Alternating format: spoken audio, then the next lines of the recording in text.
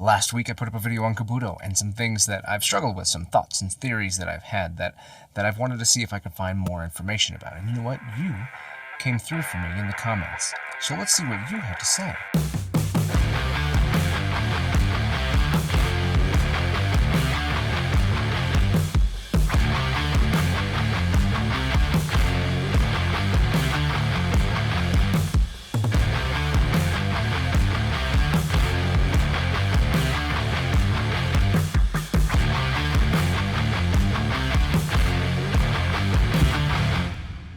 Hey, what's up? I'm Ken. This is kenfuTV, and each week I release videos in the martial arts, philosophy, technique, training, that sort of thing. And last week I released a video on Kobudo, and you guys left a ton of comments that I want to talk about today. Michael Buelow says, I'm no weapons expert. I know one bow kata and one jo kata. I've also practiced with sticks of various lengths, from a 10-inch dowel to a 6-foot bow. I incorporate empty hand techniques and variations of kata with my sticks. My intent is to be comfortable with anything that is stick-like that I may use in my environment if I need to defend myself. Brooms, rakes, a nearby 2x4, whatever comes to hand. I have taught men who use canes for support to use their ordinary, not special martial arts stick for self-defense. Beginning with a simple jo kata to teach footwork and a smooth stick handling, then adding variations and alternate targets. Instead of a head strike in the kata, shift to the outside knee or downward strikes when the kata calls for horizontal. Kata are only the beginning. Variation, innovation, intent will make sticks viable self-defense tools. It is said that every gesture in an empty hand kata is a single example of numerous techniques. I look to weapons in the same way. Sounds like you've got a great approach. Sounds like that is a perfect way to start off with the idea of weapons. And especially the stick is easily the most useful of them all, wouldn't you say? Gewecke says, my understanding of Kobudo is that it is the study of an era when the Japanese took weapons and combat training away from the Okinawans. Original intent may have been to train as though they were fighting someone wielding a sword, which is probably why bunkai is frequently against a bow, approximating sword attacks. My approach, from the observation of a physical educator, is that training Kobudo teaches us object manipulation skills and safety concepts that can transfer to many other things that you may encounter in more practical applications, such as manipulating a sai would enhance one's dexterity in using a knife. Also, using Kobudo weapons can teach us to think differently about open hand techniques. I don't think Kobudo should be looked at as any kind of substitute for training with modern combative weapons, but there is value and fun in fundamental safety and skill development. Plus, kids love playing Ninja Turtles, so Kobudo is a great way to keep them interested. Kyle, you're 100% right. Kids love playing Ninja Turtles. I love playing Ninja Turtles. That was a point of pride for me when I first had learned all of the weapons that were the Ninja Turtle weapons as I trained. I know Kyle, him and I go way back, and we've got a similar background because of some of the, especially the Yamariru lineage, we share that. And I completely agree. This idea that the weapons come together and help us with this empty hand knowledge, I think is super great. I think the idea of the practical skills, the dexterity and coordination, these kind of things, are an incredibly useful byproduct of Kobudo training. Not exactly where I was going, but definitely useful things that you can take away from Kobudo training. Rene Gysenbergs says, I wish you all the best in your search, but combination of the invasion at the beginning of the Edo period and the annexation in the beginning of the Meiji era, and the fact that most existing Okinawa Kobudo systems were codified between the late 18th century and early 20th century means that a lot of the original usage and intent weren't codified at all. If you take a look at the Nihon Kobudo, you can see that during the Edo period there was a changing of the Koryu curriculum, even if the majority of Koryu schools claim that their curriculum has been unchanged since the Sengoku Jidai. The effects of this zeitgeist in Japan would probably also be at work during that period on Okinawa. Still wish you all the best in further research, or should I say, quest. Yeah, this is what I'm afraid of, but seems incredibly plausible. This idea that we really didn't start recording this stuff or noting why things were happening until later, which means that knowledge of why things were done previously is likely to just not particularly exist. It's not written, it's not carried on. So maybe I won't be able to find this old knowledge. It all comes down to if somebody is still training with this old mindset, or they were taught that, it got handed down to them in some sort of way. From a historical perspective, I think you hit the nail on the head. Those changes in those periods really played a big role in this. Colby Pryor says, so what I would say is that why you don't see that more is because in a traditional mindset, the weapon is just an extension of the empty hand martial art, or vice versa. Yes, it's a force multiplier, but also serves to teach you to use anything as a weapon, teach you proper body mechanics and force generation on top of a good workout. The weapon would adhere to the principles and tactics of its mother art, so therefore if you had a weapon or not have a weapon, you should still do the same thing to an unarmed person. Interesting idea. Obviously a little bit of parody with what Kyle had to say. This idea that it's teaching you a lot of things that are separate from the weapon itself. I see a lot of similarities, Colby, in what you have to say to what Kyle had to say, and I can definitely agree with that. There's a lot of benefits to Kobudo. I definitely agree with the level of benefit. The principles and tactics of its mother art, interesting. I like the way you put that, because I've trained different weapons arts in different schools. So samurai arts, Filipino martial arts, Okinawan martial arts, this kind of stuff. And you're right, I definitely see a change in approach in each art, and it all comes down to what that mother art is doing. So that's a really interesting way to put that. One thing I do find interesting is you don't really see a lot of specific talk, at least I haven't, to strategy and tactics. Specifically, how do you plan on doing this? Why does this make more sense than something else? Instead, it's a whole lot of, what I've noticed is a whole lot of if they do this, you do that kind of training. If this is what's happening, this is how you handle it. But that could just be the different lineages and the way that it's gone for me. Different people might have different mileage with that, and the more military it is, the more likely it is to have a codified strategy tactic component. MG is a follower for the channel for a long time. What's up, MG? I don't know about Kobudo specifically, but other weapon systems do research what to do against an unarmed opponent. Off the top of my head, Michael Janich's martial blade concepts, very awesome. Michael Janich's stuff is excellent. Arsenio Advincula's Ace Arnis and Comtech by James Keating, those are mostly FMA based.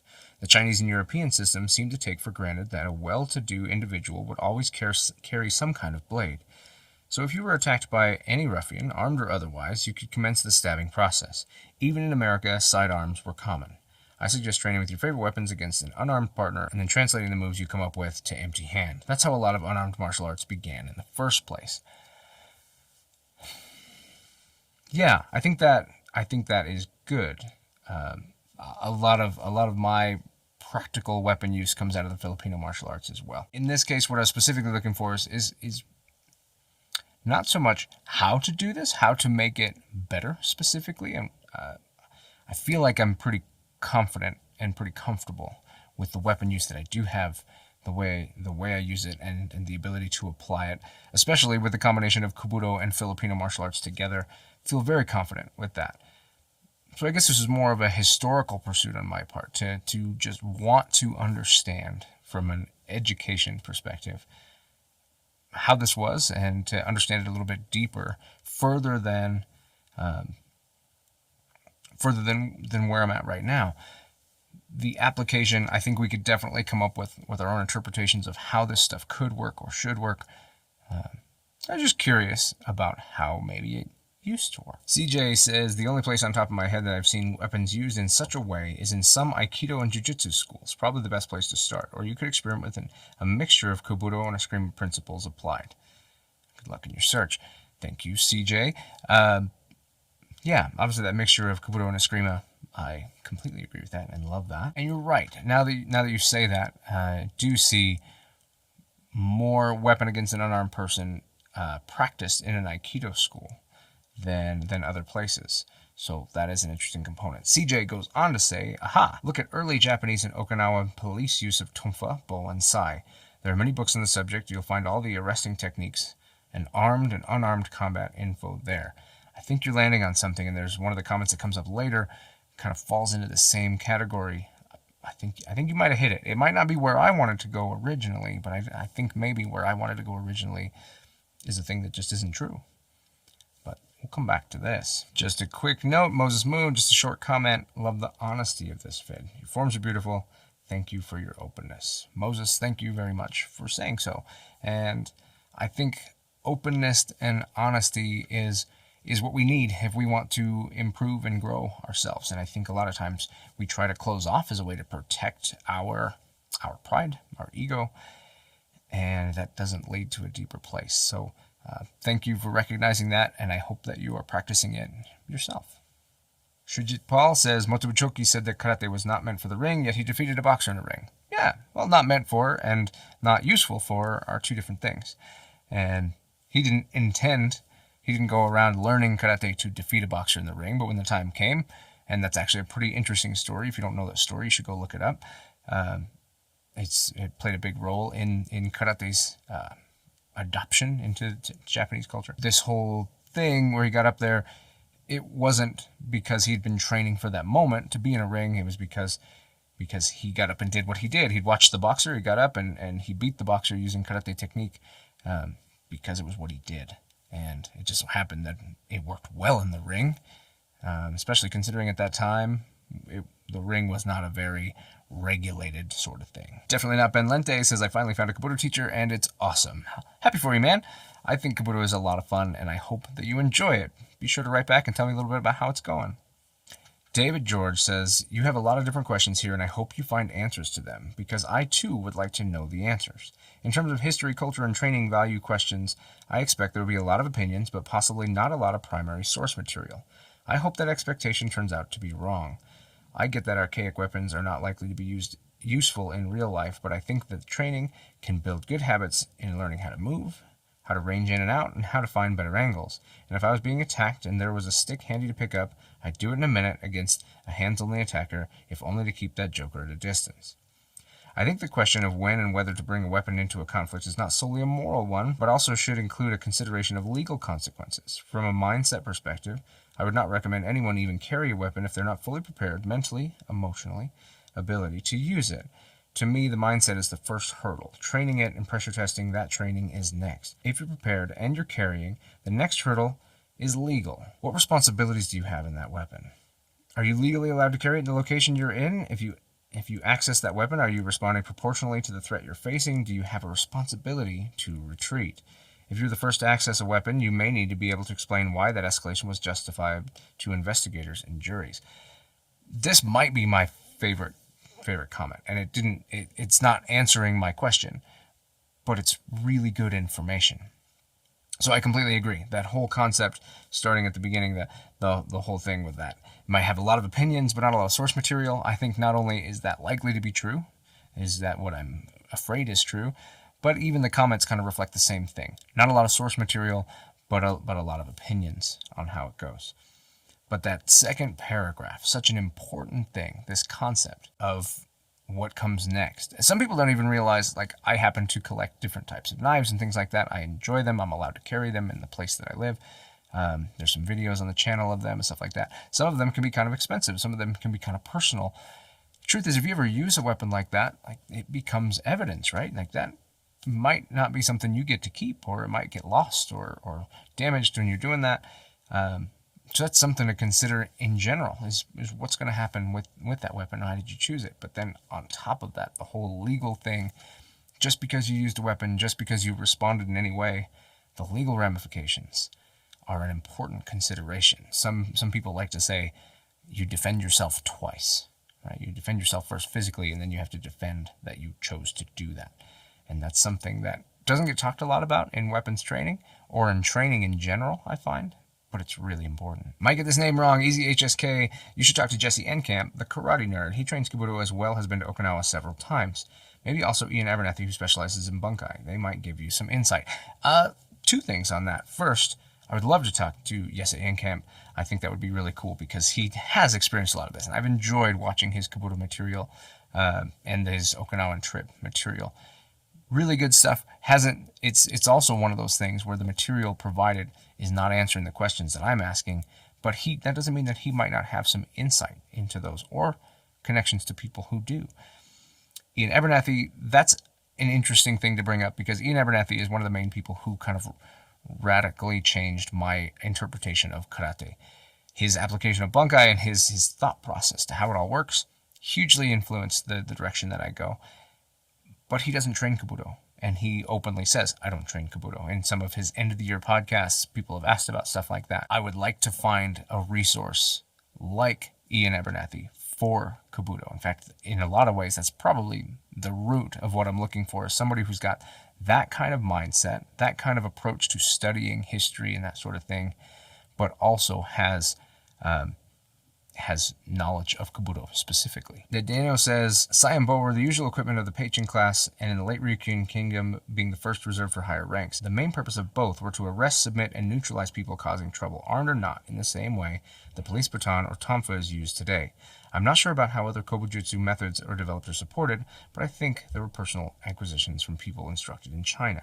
This historical picture immortalizes those kinds of practices. Let's see what we got for that. I agree with you that modern interpretation of Kobujutsu was fitted to Japanese Budo standards in the same way, and by the same people karate was, to create the Kobudo schools. Many katas were created in the 20th century, as almost all other older routines included only Bojutsu or Saijutsu.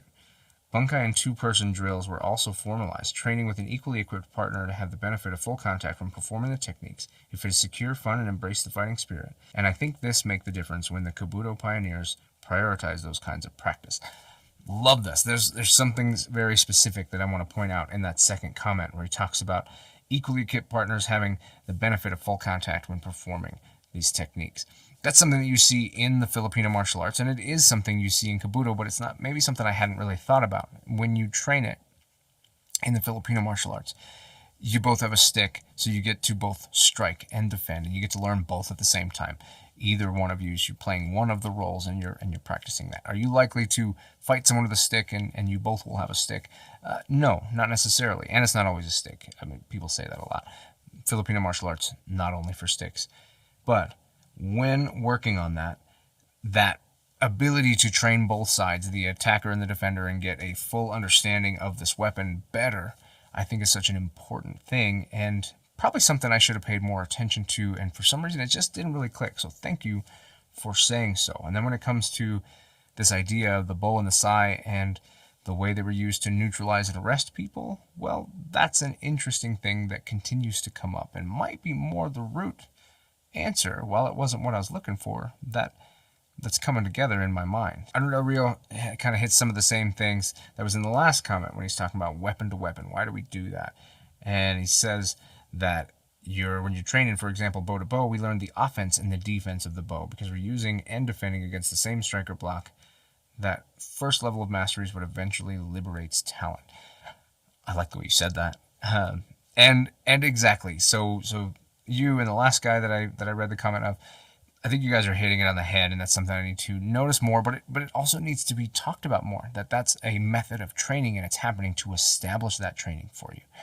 But it is not how you're likely to use it. And I think that maybe you need both. While it's a good way to train that, I've trained some of the weapons arts long enough now, and by that I mean, for over a decade. And somebody unarmed or armed hitting them with a weapon, not a problem. Adapting what I know to doing that, not a problem. Completely possible and pretty easy to do once you've done all that. And maybe that's just it, but it's just kind of weird that it never really gets talked about. So like you train all of that, and then you're just expected to extrapolate it to where it's useful. I don't know. Maybe that's my struggle, is that the training method and the approach of how it's going to be used are different. And we need to figure out a way to make sure that that's communicated, that you don't study the bow versus bow, in order to be good at bow versus bow, but instead to just understand the weapon. When it gets into the specific weapons, that's where I struggle, because when you get into bow versus sai or this versus that, then that almost becomes too specific. That also almost becomes more of a fun exercise that people did to try to develop an understanding of why these things might happen, and that can be super fun to do, and I love to do it. But it gets away from the core idea of, in a way, it really doesn't matter to me if you have a sai, or if you have nunchaku, you have tonfa. If I have a bow, the way I'm going to approach hitting you doesn't really change. I'm still going to target the same places. You might prioritize certain types of movements. The sai might prioritize more thrusting motions, and then nunchaku obviously more slashing. I'll call them slashing motions. So I might need to prioritize my responses to match that. But realistically, I'm not going to do a lot of stuff different. I'm just going to use those particular sets of defenses, that methodology of defense for a slash versus a thrust, more frequently, based on whatever weapon you're using and the method you're prioritizing for yourself. So I think we need to talk about it. Is root cause, and maybe that's where I'm stuck, is because it doesn't really get talked about. And so how this applies in life is just not generally talked about. And maybe we should. Let's see. Not sure if this is an acronym or a word for this person's username. So yksnidog, because I'm not sure how to pronounce that, has a great comment about different things, and maybe missed where I was coming from a little bit. Yes, I do say it seems like you looked at karate only. I don't look at karate only. I just maybe was using some of that as my examples, as my analogy to where I'm coming at with some of this stuff. But great comment. He kind of talks into the history. I'm familiar with his history, but if you aren't, that's a good comment to read to learn a little bit more about that. I love Tandendo's comment because he talks about the characters. The character consistent of the dagger and to stop, which I've seen this before. This idea of Kobudo itself, the characters are interesting. They kind of imply a little bit about what's going on. So it simply means to stop the dagger. It should not be mean to attack. It should be a defense. Don't disagree. I don't disagree. But preemptive striking is still a defense, not an attack. And I think that needs to be clear. Striking preemptively is still a defensive movement. It's the intent and the reason why you're doing it that determines whether or not it's an attack or a defense. And hitting first is not always the wrong answer. Tim Jurgens, which by the way wrote an excellent book. You should read his book, look it up. You can get a copy of that and check out his YouTube channel. It's got a bunch of stuff on there. If you ever want to have a go with the Taira Akimine lineage of Kobudo, I'd be happy to help. I might take you up on wanting to know more about that. Maybe we have a call and have a conversation, because I'd be kind of interested. Since you're a direct student of Akimine Sensei, you don't mention in your comment how you feel one way or another. You're offering to expose me to another lineage of Kobudo, which is cool. I would like to maybe see how you do things differently. But it didn't tell me, how does your lineage approach what I'm talking about? And I'd love to know more about that. Maybe drop another comment on here or on this video to kind of let me know a little bit about how the Akimine Taira lineage is in relation to kind of what I'm talking about here. Okay, this is one that I wanted to get in touch with. David says, "Hi Ken, I'm going to recommend that you get in touch with GM Chris Thomas, Reflections of the Masterclass, here on YouTube. It's a very insightful take on weapons use." And he sent me over one of the videos. Pull it up now so you can kind of see a little bit. We'll just skip ahead. And he's talking specifically about the sai. Now, unfortunately, when I looked at his channel, and I've watched a handful of videos, he's got some great stuff for some Hachibunkai and some different approaches of stuff, even some Tai Chi, and I love all of that. So, very cool. What he talks about, and this picture that it just showed, the picture that wouldn't load earlier, that's the picture that the other guy had posted here. So seeing the sai as a tool. So in this, he shows how it's utilized to manage a sword, to help not specifically defend the sword. He talks specifically about how it's so easy to redirect a sword, you'll still get cut. And I completely agree with that. I've had that personal struggle myself. Certain weapons, it doesn't just stop because you blocked it one time. Attacks continue, and some attacks can be very effortlessly, especially an edged weapon attack, can be very effortlessly applied into a secondary cut just as easily as that primary cut. So instead he talks about how managing the draw and handling, making sure the weapon does not come out, or how the weapon comes out, or whether you're the one holding it, removing the hand from it, etc. Really interesting approach. And I saw later that he brought up the bow and the lente bow in the same idea, being able to manage the draw of a weapon at a range, because you've got basically a sai attached to a long stick to help manage that. This is interesting and matches some of those comments I talked about earlier where they talked about arresting and neutralization. I think this is especially for the sai. Somebody mentioned the sai and the bow and stuff specifically. Especially for those really seem to be that's probably what they were used for, period. They probably were developed maybe even for that purpose. I don't have the history of that, but it sure seems that way, the way some of this stuff is applied. So Chris Thomas's stuff, I'll be looking at more of it. I encourage you to check it out too, see what you think. He's got thoughts all over the place. He's been doing this for, looks like some of his videos go 7 or more years back, so he's got a lot of stuff going quite a ways back. Interesting material, and am thankful for you sharing that with me. Jamey Massengale says no martial arts system is factoring in clothing. I don't know that I agree with that. Like, yeah, he's talking about travelers wearing winter clothes and backpacks compared to standard military basic training and any battle dress, including packs, flak jackets, etc. BJJ and karate are useless in those conditions. Not getting into it, but I completely disagree. They're completely functional against those things. What would you be wearing with a stick or staff for hikers or cane for old men? Yeah, generally disagree with this statement. I don't think that every school approaches it that way, and I think that it needs to be approached more, but I can definitely say that the schools and the places that I've trained have factored in clothing and the way that it works. We've even done some of the jiu-jitsu and stuff we've trained after class with police officers, having them put their gear back on, making sure that everything is safe.